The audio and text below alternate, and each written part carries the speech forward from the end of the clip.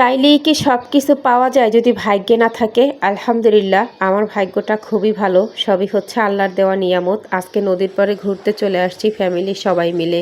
গ্রামে আসলে গ্রামের এই যে প্রাকৃতিক পরিবেশটা এত পরিমাণে মনে আনন্দ বা শান্তি দেয়, ভাষায় প্রকাশ করা যাবে না। আমার কাছে তো খুবই ভালো লাগে। এই যে ফ্যামিলি সবাই মিলে একসঙ্গে ঘোরা বা একসঙ্গে খাবার খাওয়া, কোথাও বেড়াইতে যাওয়া, এক কথায় বলতে গেলে এই যে স্মৃতিগুলো কখনো হাসায় আবার কখনো কাঁদায় আমাকে।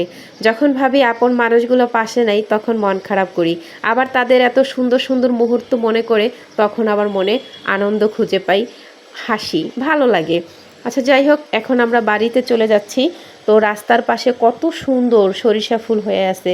গ্রামের এরকম পরিবেশ রেখে আমার আসলে ঢাকায় যেতে ইচ্ছা করে না, তারপরও যেতে নাহি দেবো, তবুও যেতে হয়, কথায় আছে না, এই আর কি। তো আমরা বাড়িতে চলে আসছি। আর আমাদের বাড়িতে অনেকগুলো ঘর, প্রায় আপনার 16 থেকে 17টা ঘর।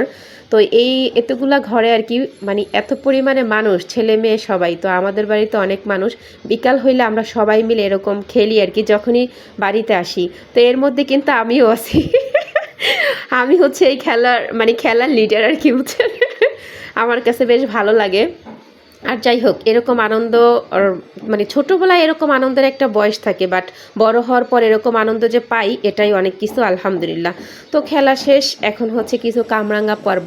বিকাল হয়ে গেছে, আর বিকালবেলা এরকম মানে কিছু গাছ থেকে মানে কামরাঙ্গা হোক কিংবা বড়ই হোক, আম হোক, পেয়ারা হোক, মানে পায়রা, তারপর হচ্ছে মাখাইয়া খাইতে খুবই ভালো লাগে। তো অনেকগুলো মানুষ আমরা আজকে অনেকগুলো কামরাঙ্গা পারবো, তারপরে হচ্ছে এটাকে মাখাইয়া সবাই মিলে একসঙ্গে খাবো। আমাদের বাড়ির প্রত্যেকটা মানুষ খুব ভালো, সবাই খুব মিশুক।